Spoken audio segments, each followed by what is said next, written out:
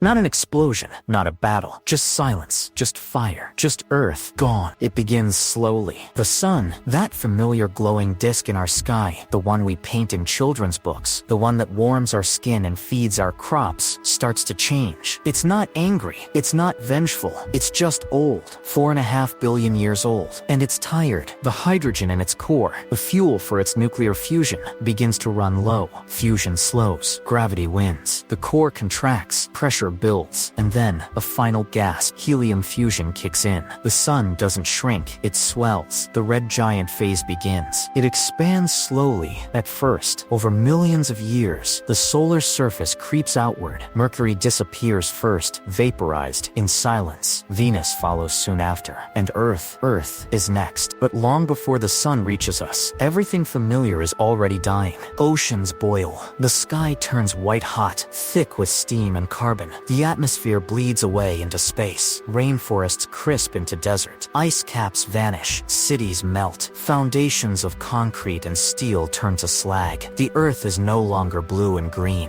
It's gray and red, cracked, blistering, broken. But it's not over. As the sun's bloated edge inches closer, its gravity begins to grip Earth tighter. The tides, once gentle rhythms that shaped coastlines, become violent swells of molten rock. The moon breaks free. The crust fractures. The planet's orbit begins to decay. Earth spirals inward, falling slowly, fatally, into its parent star. And then it happens. Earth reaches the sun's outer atmosphere, a world swallowed whole. There is no explosion, no heroic last stand, just heat, pressure, oblivion. The planet disintegrates layer by layer. First, the fragile outer crust, then the mantle, the core. Our iron heart holds out a little longer, but even it succumbs. Gravity rips Earth apart. Atoms are stripped of their electrons. Molecules don't just burn, they unmake themselves. In seconds, billions of years of history, life, memory, all of it is erased. The sun doesn't even notice. Earth is nothing but a grain of dust falling into a bonfire, a brief flicker of heat, a whisper. A planet that once hosted symphonies and wars, cathedrals and skyscrapers, oceans teeming with life, all of it reduced to plasma and forgotten in the swirl of a dying star. But this is not just Earth's story. This is the sun's too, because it keeps going. It grows larger still, unstable and churning, until it reaches its limit. Then, with a final exhale, it casts off its outer layers into space, creating a vast planetary nebula, a cosmic graveyard of gas and light. What's left behind is no longer the sun. It's a white dwarf, a glowing cinder of a star, no larger than Earth, but unimaginably dense. A ghost, a relic. And Earth, it leaves no trace, no orbit, no ruins, no signal. The moon is gone. Mars may still exist for a while, but the solar system is now just empty monuments orbiting a corpse. But the universe, it doesn't pause. It doesn't mourn. Other stars are born, other planets form. Maybe some are lucky. Maybe somewhere something looks up at its own sun and wonders, just like we did. But here, in this timeline, our story ends inside the star that gave us life. No more summer skies. No more blue oceans. No more books. No more name. Just silence. Just fire. Just nothing.